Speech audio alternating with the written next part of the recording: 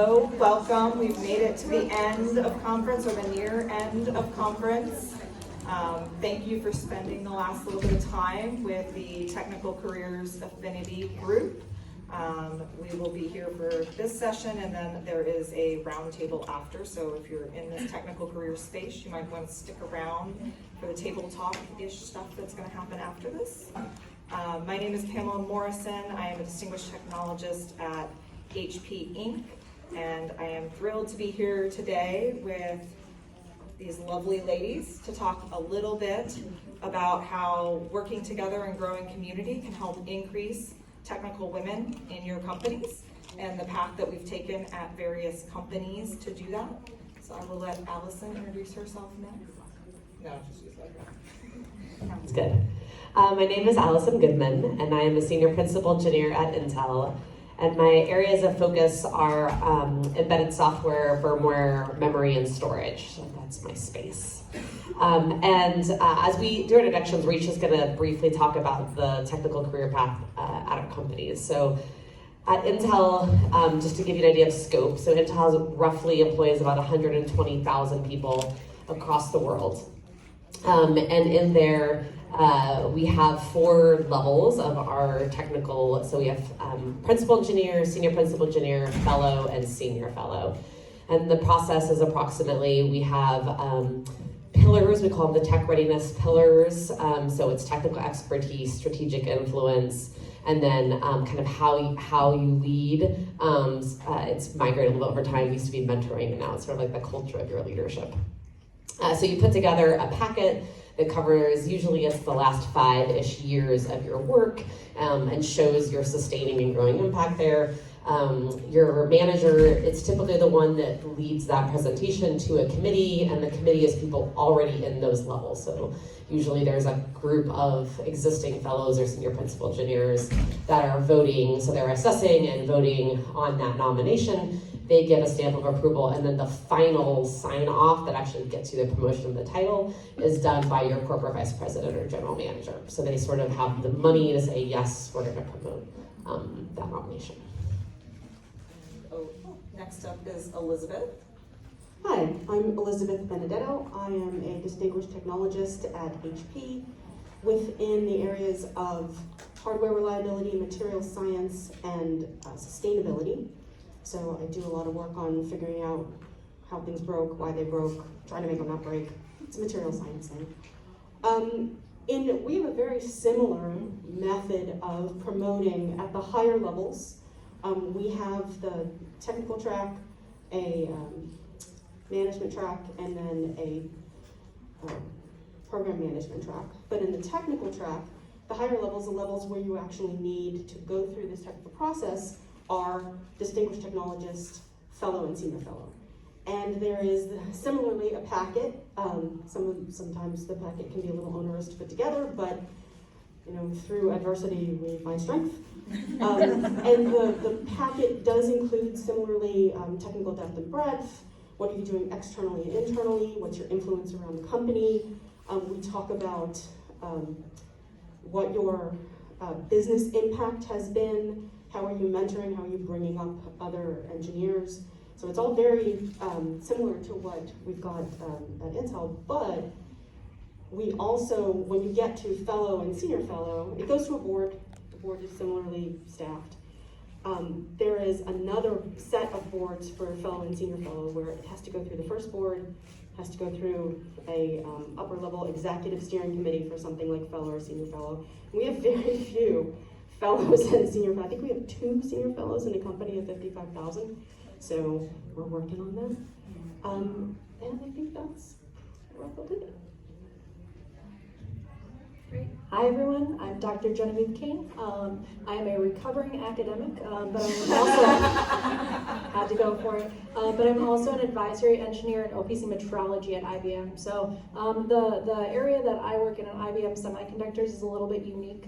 We have a very small but mighty group for the most part, and I'm the only person that has my job. So I end up doing most of the strategic advisory for a lot of the different semiconductor technologies as far as metrology goes, and I do the 10 to 15 year forward facing techniques that we're going to need depending on like what type of technology moves forward. So that's kind of a little bit of a flavor of my job. Now, in terms of the technical hierarchy at IBM, there are two different tracks. We've got the research staff member track as well as the engineering track. And inside of the engineering track, there is a large number of bands that you can go through, but the top three that they have are the senior members of the technical staff, as well as the distinguished engineering track and the fellow track, with the top two of which are appointed positions.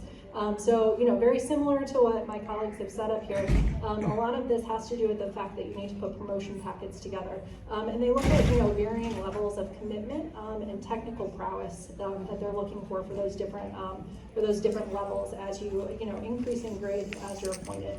Of course, when you get to those top two and you're looking at appointments, they do have the same type of technical board that looks at them, and they look for your business values, your progress towards business goals, as well as how much you've been mentoring and kind of building the network underneath you, in addition to just the general technical expertise that you're showing not only internally but externally as a forward-facing candidate. Great, and I will say +1 on what Elizabeth described for the HP process, but I do want to share a little bit about what I actually do at HP. I'm a distinguished engineer in our personal systems quality division, and I am responsible for our future quality strategy. So that means things like bringing in new technologies like AI and figuring out how are we actually going to make sure we deliver that with quality. It also involves our reliability and our serviceability strategy, and how do we start moving into more circular products. And then I'm also responsible for helping my boss figure out how do we have a quality organization of the future. So what skills and areas do we need to be developing, or what resources and tools do we need to be bringing in for our department to be ready for the future. Okay, and now I'm going to turn things over to Genevieve to read some really fun-ish stats. Yeah, so as we were going through this, we really wanted to bring out some of the technical facts around technical women, right? And I'm going to read some of these, and you'll hear the disdain in her voice. So globally, between 1999 and 2020, women were involved in 23% of all patent applications, while men were involved in 96%. Women are 30% less likely than men to receive callbacks for an interview. At least 60 female CTOs as of March 2023. As of 2019, 12 to 13% of inventors on patents were women, up 32% between 1990 and 2019. So, there is some progress, but it's not great. Women are also 14% less likely to be promoted than male colleagues. I'm sure a lot of women in the room, I see a lot of nodding. 32% of women in technical and engineering roles are often the only woman in the room. How many people have been the only woman in the room? Not surprising. And engineering degrees to women. So we did a little bit of research on this. So 22% of women get BS engineering degrees. 30% of those get the MS degree, and then 24% get PhD degrees. Now, obviously, these vary depending on the specific type of engineering. You see that they're a little bit higher in some than others, but this is kind of like your global landscape. So, those aren't great stats, and reading some of these, I feel like we as a group got together in order to kind of say, hey, what are some ways that we in this environment can help each other, right? So the reason that we brought this panel together is because we wanted to see how different technical paths happened in different companies. So that's what we're here to do today. And so, Elizabeth, there you are. I'm gonna go ask us Awesome. some questions. I'm not that tall. That's saying something, isn't it? So we have a few questions that we've come up with that we think would be helpful for us to talk about with regards to developing communities, especially communities of technical women. And once we get through these questions, I think we have time for you all to ask questions, which will be helpful because we're just guessing what you want to know. All right, so our first question is, can you share a little about the communities that support technical women, specifically at your company? And I think Genevieve was going to start this. Sure, I can start. So in our committee, we actually have a very deep infrastructure for supporting women, which is really great. That's one of the things that I love about IBM. So we have a community called Women at IBM. And inside of that community, there are actually 3 tiers. So at the global level, we have the Women at IBM like group that meets. They have like an executive council and stuff like that. But they also have that for each of our business units as well. And then inside of that, we have something called a business resource group. And so the business resource group, which I'm sure a lot of companies do have, we have over 200 of them to help different groups of people that are interested in in engaging and investing in particular things. Now in our company, over 52 different countries, we have over 200 business resource groups, and 86 of them are devoted to women in IBM. So, I mean, that's a great number for us, and we can see that the representation is there in terms of that. So the other thing about those groups is that they support a large group of women, but there are a lot of very technically focused things that happen there, and we often share resources in order to get some of that technical information out. One of the things that we do in particular is we do things called power-up events, and so those are like small conferences where we get together with different technical leadership, like executives and stuff like that, and those executives give us some of the information about our business and technical strategy, as well as give us updates on how we can gain sponsorship, how we can gain mentorship, and things like that.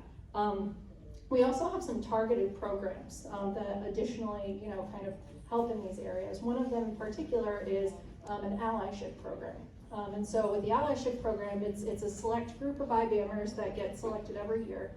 And typically somebody, gets paired with, a woman executive, and, the woman executive or, technical leader gives, kind of the idea of like how you can continue to promote allyship to people who aren't necessarily part of, the women's affinity groups and DRGs and stuff like that. So, by helping others help us, we're also able to enable more mentorship and sponsorship, as well as get more information and feedback on how we can gain people. So we're continuing to kind of grow the pipeline of people that can help other women within our organization.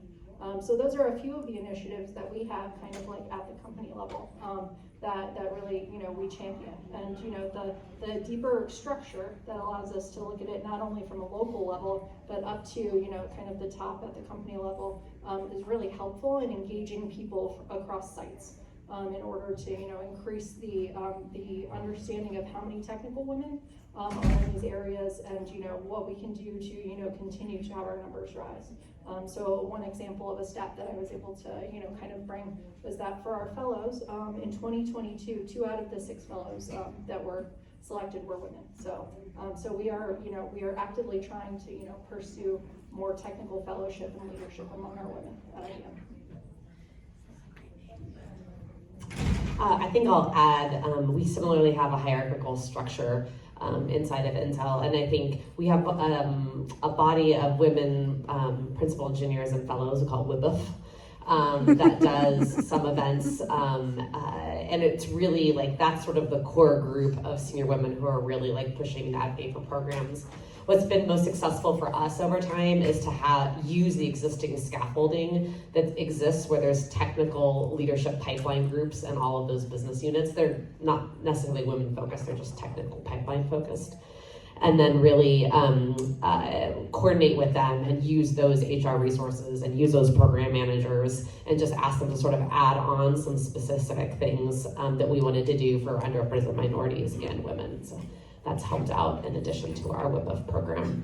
And then one other important thing I think that we've learned in doing our senior women's community, it's been like similarly good stats in terms of after we got it in place. It takes a couple years to get going, but you do start to see the numbers increase in that pipeline.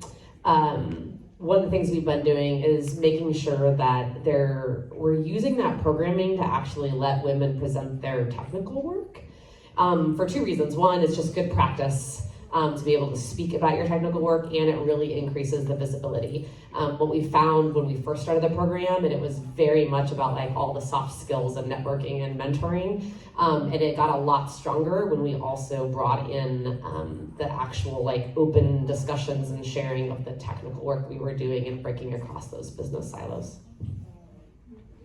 I'm going to jump in front of Pam, as I do. I'm going to just say for those that are in the back, there are seats up here in the first 2 rows. So many seats. We promise not to ask you any hard Somebody questions. left their thermos here, I think, so. And there's a free thermos. In case anybody wants it. We don't know what's in it. Luck out. It's a really good liquor. We also have a lot of these employee resource groups and other things at the company level for women. But I wanted to talk a little bit about a community that I developed, and that will feed into something that Pam did as well. I was the 6th distinguished technologist who was a woman at HP. And by the time there were 9, I realized that I didn't really know them all, and I wanted to. And I thought, there's all kinds of affinity groups and communities and everything, and wherever I go, I need to like create an organization. So I found out the names of these women, which is not always that easy because HR doesn't like to tell you what level people are at, but I guess I whined enough to get that information from them.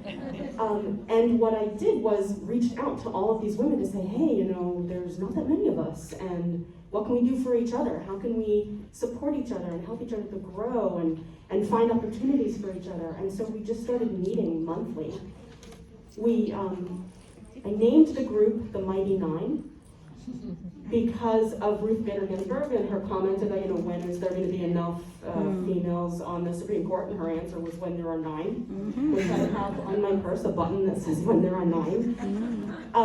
And I think it really helped us to have a name, because then it wasn't people around the company hearing about Elizabeth did this thing and Helen did this other thing. It was, hey, did you hear the Mighty 9?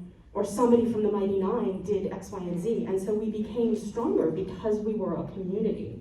And I have to say, at this point, now that we are 4 years later, we've doubled our numbers. We actually are the Mighty 18 right now. Officially 17. The 18th one doesn't know that she is the 18th one yet. So everybody, don't tell anybody. She'll find out before we get home. And we actually have 1 female fellow now out of that community. The community has helped each other during very difficult times, and we've been going through, workforce reductions. We've found each other jobs. It's very important to have a community of women who are going to support each other, who are going to listen when things aren't going well, or celebrate each other when things are going great, and talk about each other. We're each other's sponsors because we are this high in the company, and we can talk to the executives about each other.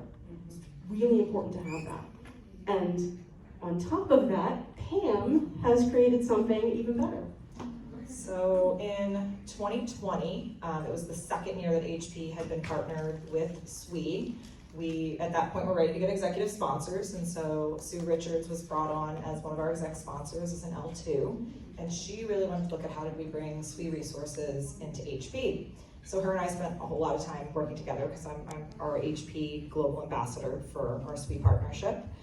And we, thankfully, she had her leverage and we could get an HR partner involved as well. So those of you that were there last night, Martine Steer, he was our HR partner in this joyous endeavor.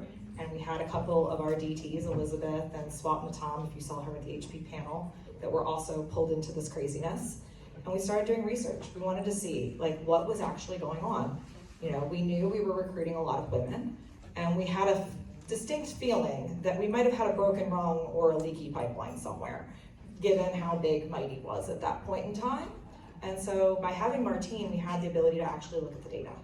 And we looked at the data for more than 6 months and built the case. And what we found was at our principal level, we saw our numbers drop pretty significantly. We were doing okay in the earlier entry, intermediate specialist levels. It was okay, but there was a bit of a drop at our expert levels. And it was noticeable when we got to our principal level women, and more noticeable when we got to our distinguished technologists and our fellows. And so we kind of looked at things and we were like, this is probably the group to look at. We had about 120 women around the world, and we put together what we call SparkWit. So our SparkWit community in the first year, or first 2 years or so, we were meeting monthly. We've kind of now gone bi-monthly. But that group gets together. We meet in two different times every time. So we do a morning US meeting and an evening US meeting because we are global and we want to make sure we capture our folks that are in EMEA and APJ, Latin America, and that everyone is engaged, especially because in some of those places are women maybe the only in their entire country, especially when we started this. And a little bit different than Mighty. Mighty is some space to talk and to create that sponsorship. With SparkWit, we wanted to do intentional programming. So we surveyed the group on what types of things they were interested in. Our first year was very focused on executive presence, and we brought in some external speakers, we brought in some of our fellows and our DTs and others to talk about how did we show up with executive presence.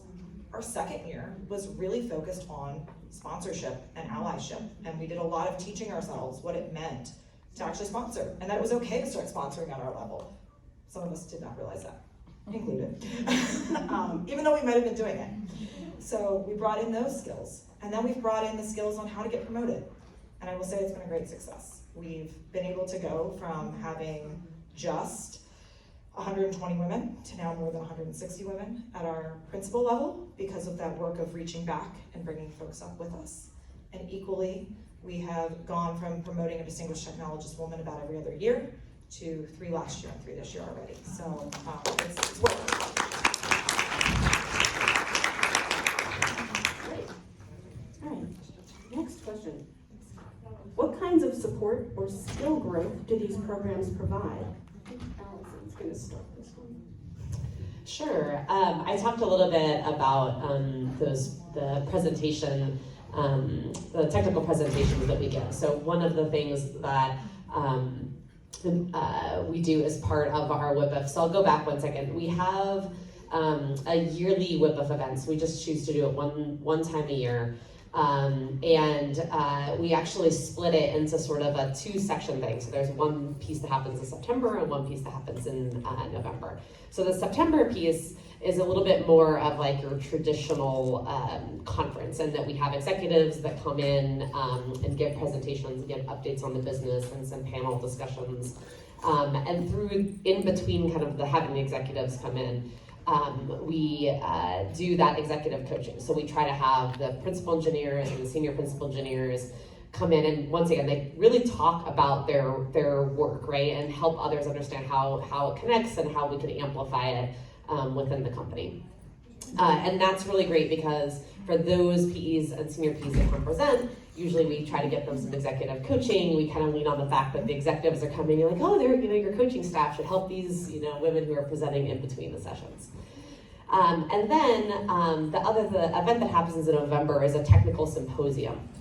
One of the things we implemented a few years ago was we asked each of the existing PEs and senior PEs and fellows that were coming to this conference to nominate 3 other people. So this is really like it's your sponsorship and advocacy. So you go down in your pipeline. It doesn't have to be in your group. It's just like choose 3 underrepresented people to come and bring with you to that conference. And then we really rely on that pool to come to the technical symposium. So then we ask those same PEs and senior PEs, hey, mentor and help develop somebody in those kind of lower grades coming up to present a topic at the symposium. And that, once again, gives an opportunity in a safe space. And then this year, I'm super excited because we are really pushing on our male allies, whether they want to be allies or not, we're kind of pushing them, kicking and screaming, to listen to the technical symposium. Because the thing that we learned is why it was really wonderful, a lot of the audience hearing it was just us. And we're like, okay, well, we already think these women are amazing and are here to advocate for them. So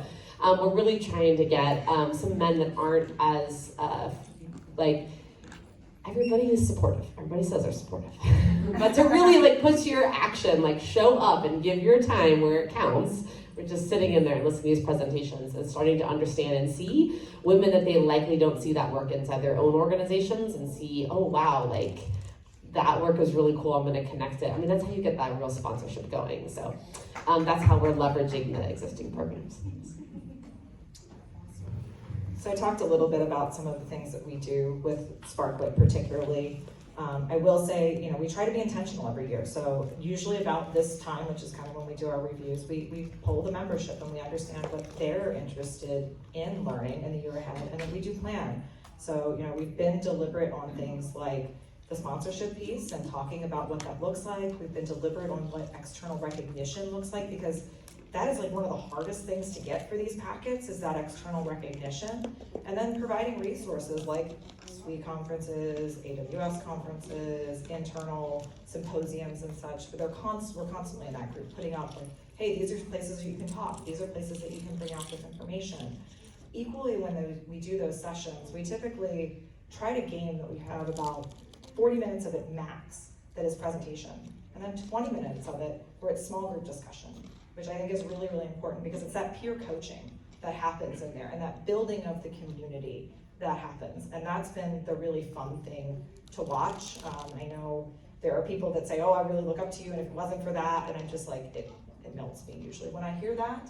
But I also now am loving that all of us that have been promoted in the last 2 years, we kind of have our posse with us, like Allison was talking, of like the people that we're bringing along with us because of the intentionality that we've had. So I do think that that's important. Of like, the grassroots places are great, and we need safe spaces to vent because there's not a lot of us, but we also need places where we're intentional on how do we build the skills to go change the game and break in to the boys club. All right. If you were involved in starting these communities, which I think we've heard, what data was needed to convince leadership of the need, and how did you get it? Yeah, so I'm just gonna say HR. You really can't do this right without an HR business partner. And SWE has got some phenomenal resources, especially through our CPC. There are multiple studies that IBM has done that we have access to through the CPC. There's also other resources around broken wrong out there. We needed those resources to have the conversation even begin, to convince HR that they might want to give us the data. And at least at my company, this is not data they want to give me. They don't really want to talk about where are we truly at with technical women. They don't want to talk about that we've got a leaky pipeline or a broken wrong. They want to say, look at all these people we're recruiting in and it's all great. And we don't want to talk about the fact that they're kind of getting stuck, or that they're off-ramping, and that we've got things that we need to work on. And so it really took having a dedicated HR person that believed that this was a problem and believed that we could work together to make it better, to start the conversations. And then once we felt like we had enough data, then we had to go get more support. So at that point in time, it looked like our chief DEI officer that helped sign off on this. It looked like one of our chief engineers that helped sign off and say, I think this will make it better. And it looked like several of our L2s across the business being informed by our exec sponsor team of like, hey, we're doing this and we expect you, not we're asking you to, we expect you to support your women joining this. So it really is a very targeted campaign, and it's part of how you build that allyship and support with the intentionality. And then ditto all those things, and I also add, I think it's really important when you start and you work with the HR partner, which is critical to get the data. It takes a small sort of dedicated, committed set of usually it's your senior technical leaders that are their partner. You have to commit to confidentiality to start this whole thing. Yes. Like there's a certain allow of like, they're like, okay, because HR knows the numbers are really bad. They don't really want to share them. And so you have to sort of commit and be like, I'm not going to share them outside this little circle to start with. Like, we're going to start our little circle, we're just going to look at them. And the numbers that you have to ask for, you need to ask for it year over year. You always have to look, you got to get them to break it down as much as they will. Gender breakdown, race breakdowns as much as they can. You have to be able to get people coming in and people coming out. Don't do an absolute number, because you will miss the flush of who's entering and who's exiting. You need to know which males are being hired in at these levels, because very few women get hired in at the technical levels, and males get hired in all the time. And there are loopholes to the process. You can get hired in without really doing the full nomination process. Some people will just vet for you. You sure you don't work at HP? I'm pretty sure. So you have to ask for who's coming in already with the titles. And then the other critical thing is you have to get HR to break it down by the individual business unit leaders.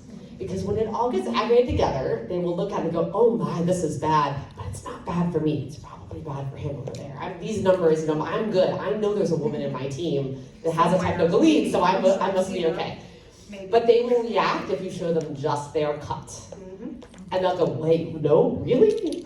I'm not that bad, I'm not that bad, right? So, and what I have found is that, yes, there will be a point we have to go some external benchmarking too to motivate them, but usually, like, the scene's not good enough internally that you can almost just get your own numbers to get going before you have to look outside. But SWE's a great resource if you do need some external numbers to benchmark.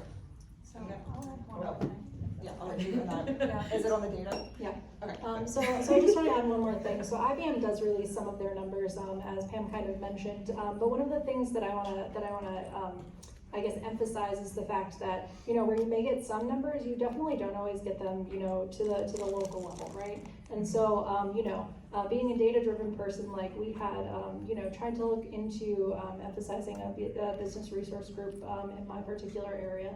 And in order to do that, the numbers weren't necessarily clear for our unit. So one of the things that we had to do as a group was, sit down and look at how many women do we typically send to our technical conferences. Kind of like really do the breakdown in order to, understand some of those things. Like where are we actually sending our technical women? How are we actually, elevating them to, be that person in the room or be more than one person in the room? And, really emphasize those things. And so that's how some of our BRGs have, flourished, beyond like the level of taking some of the technical strategy and kind of like saying, hey, these are the things that we're going to work towards. We have to advocate for each other in order to make that case. And so we went to executive leadership with some of the numbers that we derived from inference in order to, really give them, an idea of like, hey, this local area may need a little bit more of a boost. And so how can we give them that boost? And that's where, the BRGs and the strategy come in. So the numbers are not always clear, but at the same time, it's a way, like you can make those numbers happen. You just need to, be diligent and make sure that the folks that are, in your team and stuff like that are presenting them to you. You can do it through a survey, you can do it through readouts of, technical conferences and stuff like that, but the numbers are there, and sometimes they're not good. Yeah. And just kind of adding on that, I will say one of the other things you need to be looking at is time at level and or time in position. That is also a very stark fact for technical women, especially if you can compare that to their male counterparts. Exactly, yeah. So the averages tend to be dramatically different. Again, respecting that confidentiality piece, but you want to see those numbers, and that will also help change the conversation and provide justification for why this kind of thing is needed. And real quick, so you're hearing about how important the data is in order to get executive sponsorship. Or if you can't get that data, just do it.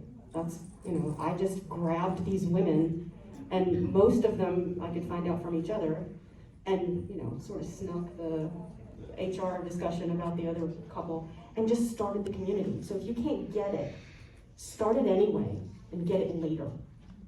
Because if you don't have that community, it might take too long for you to develop it, to wait for getting all of this data. So make your little groups. Get women to help support you.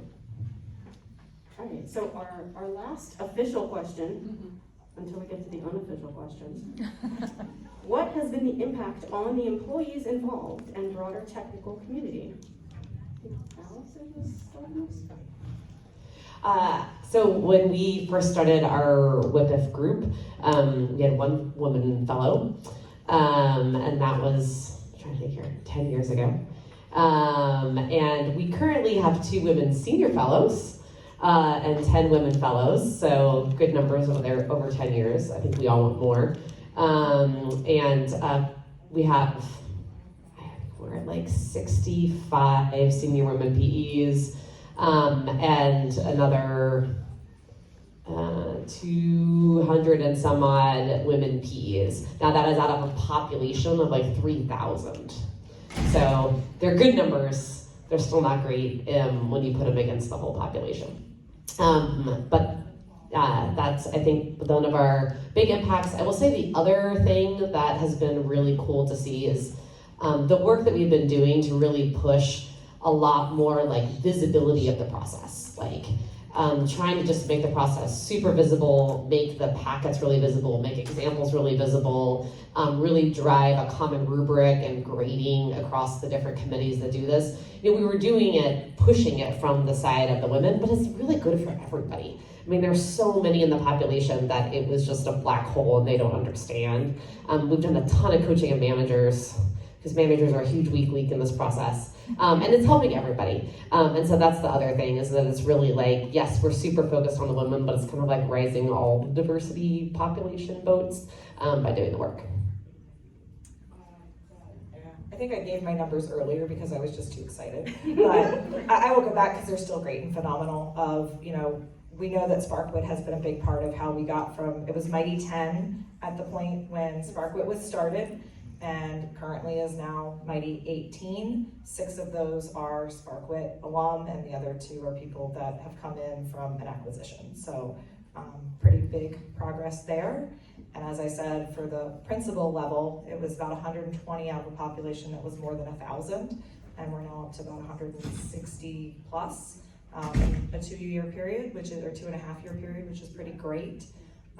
And continue to see growth as well at the expert level. So it's doing what it's supposed to, both of that intent of we've got that group in the middle that can talk up and convince leadership that this is important, but also is close enough to the people that are still doing, really hands-on technical work and can bring them up with them into those more strategy type jobs. All right. We are ready to answer your questions. And I know we don't have an extra mic, but it's a small room. We'll be able to hear you. Go for it. Yeah, so thank you guys so much. This is awesome. I'm so excited to have room of technical women. So just thank you, Allison, for being here. But one of my questions was that maybe this was just my experience, but I feel like we have really robust pipelines for recruiting and development of bachelor level and some master's level of engineers and people, but there seems to be a little bit of a breakdown in the pipeline at the PhD level, especially. Because I in graduate school and then going into it and trying to find places, I kept getting told there's not a place for you here at a lot of companies, and then found out there were. It seemed like that recruiting section was kind of hidden and there wasn't a clear path of going into industry versus the academia route is so obvious as you're going through a PhD credit. So I'm curious how we can fix that pipeline and get more of that in industry, because it's so needed in industry to get that pipeline of women, and also how we on the technical side can help empower our recruiters or whoever it is to do that better. That is a great point. As a recovering academic, I feel your pain. So one of the things that I'll say is that I have experienced similar issues. I was very fortunate out of graduate school to have a lot of opportunities, in the academic realm and in the industry realm, because I made so many networking connections, like within kind of the general like SPE groups, as well as like other technical associations. But one of the things that I really noticed was that from the recruiting standpoint, we had, a lot of difficulty like bringing in and retaining some of our doctoral candidates, and the reason was because when they were bringing them through the interview process, either through career fairs or through applications on like websites and stuff like that, the focus of the application was a little bit more broad, right? And so what we've kind of done in order to try to bring in some more top tier technical women is oftentimes we send our technical folks to really be those people that speak to them, recruit them and stuff like that. And we've actually given a more of an advisory voice on like how to actually frame that in some of our job descriptions. So that's something that I think has been kind of instrumental in making sure that we're retaining the right talent. We have a very high doctoral presence in my particular site because of the type of research and development that we do. In addition, I think one of the things that that kind of brings that presence a little bit higher is the fact that in addition to looking at job postings and stuff like that, the folks that are kind of like innately involved in some of these like groups like the BRGs and stuff like that, they often extend themselves out to mentor. And so the mentoring and sponsorship aspect of this is really important, and it's part of our application process for things like distinguished engineer and fellow as well. So extending yourself out to bring in some of these people. Not only, maybe they don't end up coming to your company, but it usually elevates them enough to kind of push into the boundaries of some companies where you won't necessarily see the job that's for you. And so that kind of finessing of those things that that you can get from the mentorship and the sponsorship aspects of those things is huge. And I encourage anybody who's in a senior technical role to consider that as part of the things that you're bringing to the table when you're actually putting packets together, because it's something that I've seen a lot of folks do, and I think that it's instrumental in making sure that we're increasing our technical pipeline globally, right? So. I just have one quick thing to add. One of the things that in our technical pipeline, because there's such an emphasis on sort of an external presence, and that we're actually working on making it more inclusive, different types of external presences. But the very typical ones are doing industry white papers in combination with academia or presenting at those technical conferences on things. And so one of the things from being a PhD student side is that if you start looking at the company, in your realm, the companies that are presenting externally, or you research some of those white papers they're doing, even if you're not part of one of the universities, because there's a lot of bias to the certain universities and certain professors that they work with all the time, but they're publicly available. You can search them, you can find them, you can see which companies are working in which areas. That gives you a pretty good indication that they have a lot of value for PhDs with that expertise in that space. I'll just add, as someone that's worked at 3 very different companies in my career, every company is different on how they handle PhDs, and so that bit of knowing people in those companies or the areas that you kind of think you want to go, if you want to be in the tech sector, if you want to be in consumer products, or you want to be in defense, make some connections in those areas and understand in different companies, because I've worked for companies where PhDs are still brought in, like entry level, and I've worked for companies where PhDs come in to more of intermediate or senior engineer type jobs instead of just base engineer jobs.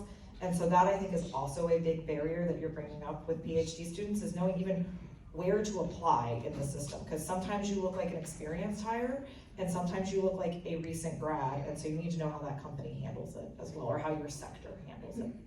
If they try to bring you in at entry level, no. Other questions?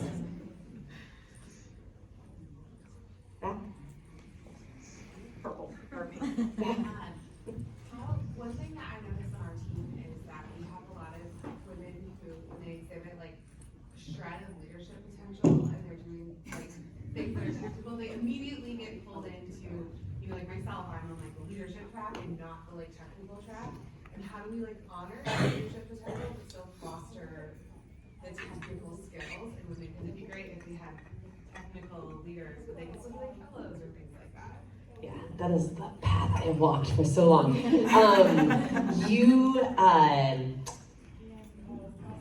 You have to, and my hope is that one day we will not be unicorns. You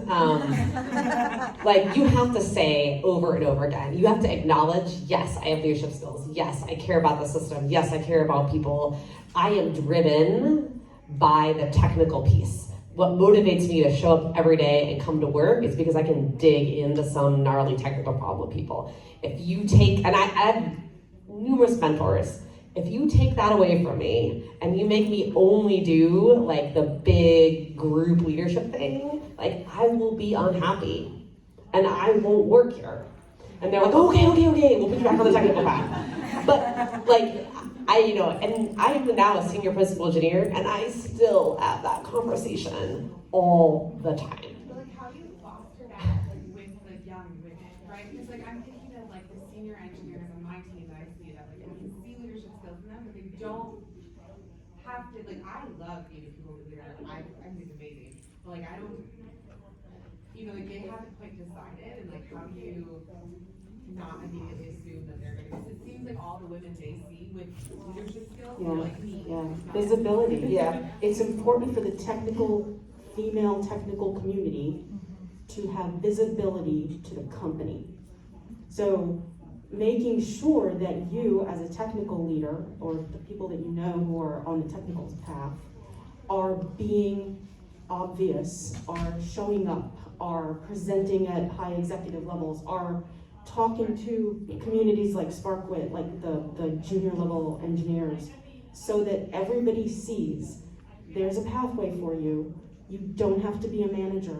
I also have had to say no, I don't know how many times, to, oh, you're so good with people, you're such a good communicator, oh, this would be great. No, I know I'm good at that. Thank you. I also know that if you put me in charge of people, I will leave very quickly. So making sure that that technical community of women see other women who are much, much higher. You know, do you have distinguished engineers? Do you have fellows that can go talk to them and keep talking to them? And honestly, if you're one of the few women who are at that level, it gets exhausting. I used to call myself, like very quickly after I became a distinguished technologist, suddenly everybody was like grabbing me and saying, oh, you have to talk to my group of people here, you have to talk to my group of women here. And I was starting to call myself the woman. Hi, I work at HP, I'm the woman. Because I was constantly doing these things. And initially, it was kind of annoying. And then I realized I owe it to them. I owe it to the people who are coming behind me so that they can see that this is possible. And I think visibility is part of a really important piece of this. I actually just wanted to add one quick comment for your thing about how to foster that. Thank a senior technical woman who's putting herself out there and doing that, because it'll mean the world to them. Because I did that recently. I reached out to one of our chiefs who is at that level that I'd like to be, and I just reached out saying like, hey, thank you for being an example, appreciate that. And she came to me later and said, thank you for reaching out. Like, I'm constantly feeling that pull, and it re-energized me to hear that somebody's seeing me and that I'm making a difference to them. So thank them. Yeah, I also have a follow-up comment. I'm not a technical leader. I am a people manager, but I know how important it is for the technical women to see that other people like them, that they could be. And so I am constantly, as I'm interfacing with upper management, reminding them, if you want to put somebody in front of a group, can you put a woman who's on a technical track? Can you make an effort? And I've literally had to explain to people that the awesome senior director who's female and has a great technical background is not a technical leader that they need to see. So, that's my role as people manager, is trying to remind people and give those opportunities. So I just want to add one thing, since I'm not at the distinguished or fellow grade, but like I'm kind of like on my way there. One of the things that You're on your way there. One of the things that I do, in my role is like oftentimes I get the same thing, right? Like I get to the point where people are trying to elevate me either into people management, program management, whatever, all fantastic careers. But the thing that I went to IBM for was they have 5 Nobel laureates and I want to be their first woman. And so every time that they pull me into one of those meetings, I say, I want to be a Nobel laureate. How is this going to get me there?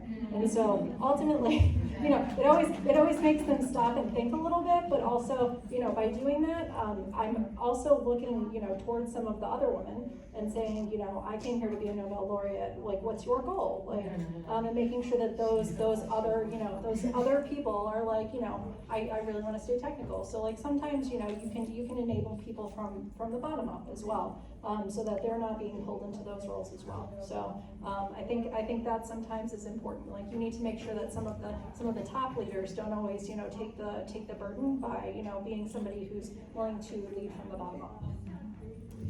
I'll also, I know I already asked a question, but I will say, because this has been an important learning for me, we like to look at it as binary tracks. And I think it's really important if you're in a position to advocate and lead and manage to allow people to try out those tracks and to support when they try out one side and decide they want to go back, right? To embrace that growth mindset of like, you know, we're all learning. I mean, engineering is just constantly learning. It's constantly changing. We're constantly learning. And so going and deciding to manage people for 3 years and then deciding, hey, I want to go try this technical role. Like, don't say like, oh, well, you've forgotten all the math you ever knew in these 3 years that you're managing people. Like, be supportive of letting that person go back and dig in for a year and then go show that they can do the technical side.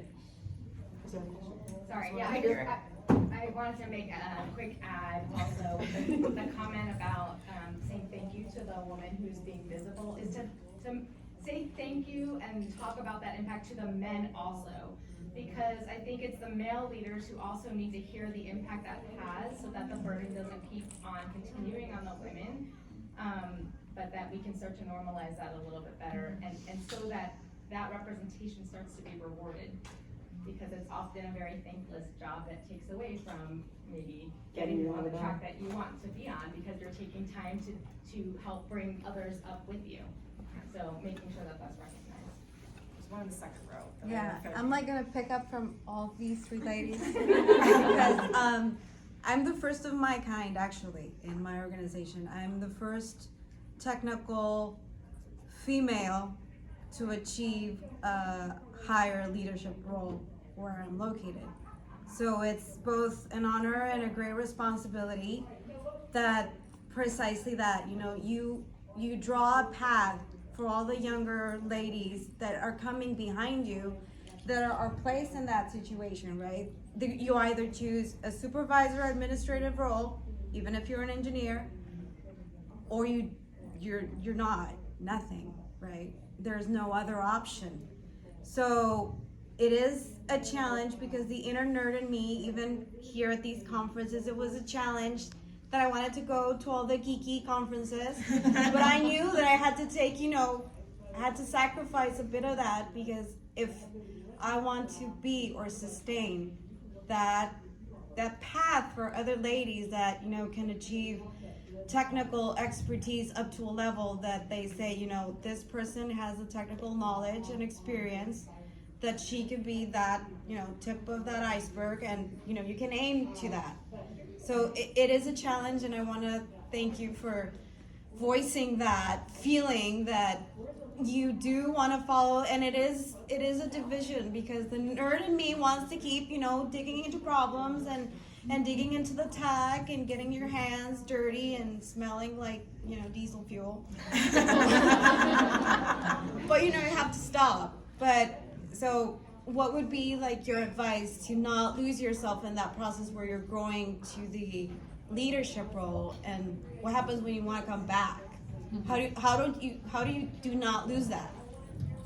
So I will say, as somebody that's recently achieved this level of distinguished technologist or fellow or principal, depending on what company you're at, it is one of those things, even as you progress on the technical track, it will become less hands-on. You still have to, like you said, you've got to get a little of those softer skills, those presence skills, those leadership skills. And that's one of those things that kills us. It's like they call us out for them early on that we've got those skills. And then when we turn around and get to these higher positions, they're like, where are those skills? You're like, did we miss that?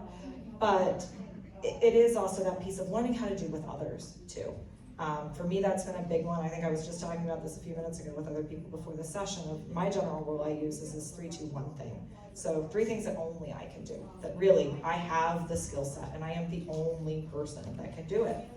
2 things that I should be coaching or teaching other people to do. Usually they're either not schedule critical, they don't have to be exactly perfect, so I can coach or teach somebody through it. Those are the things that I look to as what can I be growing the next generation behind me? How do I build my crew? Because I got a crew of about 60-ish people that either I directly am owning their work plans or they're on my teams or I'm coaching in some way, shape, or form. So I should be sending stuff their way. And my favorite, especially as a technical leader, what's the one thing we shouldn't be doing? Because you know what? All of us know at least one thing in our work plans, in our projects, or something else we shouldn't be doing. And as you continue to progress as a technical leader, you sometimes have to raise your hand and say, we really need to stop that. Like, either because it's not working, it's a waste of resources, it needs pixie dust, and I'm out of pixie dust. That's a favorite thing. I say it all the time. I left my pixie dust at home and the container's empty. So those, I think, are skills that you're gonna have to learn. And I love my days when I can sit in front of my computer and I can model and I can do what I'm passionate about, or I can lay out the roadmap. But I also have other days where I've got to sit with my principals and I go, I need you to do A, B, C, D, and I think it's possible, and here's what's in my head. And then I send them off, and a week later they come back and I get to sit there and peer review it, but I didn't get to build it myself anymore. So I'm gonna try to keep us on schedule, because we have like 2 minutes left. So I'm gonna hand it to Pam to bring us home, but first I'm gonna put up a list of resources. This is where a lot of the data that we showed earlier came from. If you can't get a good picture of it right now, you can find any of us on LinkedIn. And I will we'll give send it to you. this presentation to Deb Wittes, and we'll get it posted in the technical communities area. And the video is going to be posted on the YouTube channel. Woohoo! Wait, there's a video? I'm taking it. Taking it. Oh, good thing I didn't see it. All right, Pam, great. Take us home. Okay, so that last little bit of a plug. So this is a session that is part of the Technical Careers Affinity Group. We are a relatively young affinity group. Deb Wittes, who's up here in the front row, is our fearless leader this year. This group is pretty near and dear to many people in this room. Maybe I ask you all to stand up. I know some of you already are and some of us are, but connect with that group on LinkedIn, join that technical group, and then also all of us are on LinkedIn. We're able to be reached and talk to about this. We want to be there to support each other. So many of you already saw me do it, but the best thing you can do is the hey, Allison, do you know Genevieve? You need to know Genevieve, She's gonna be a Nobel laureate one day. So that is the best thing you can do to continue to grow this community, is find the women around you and introduce them to the other really, really cool women that are here at this conference, because we need to be talking across our companies. We really do.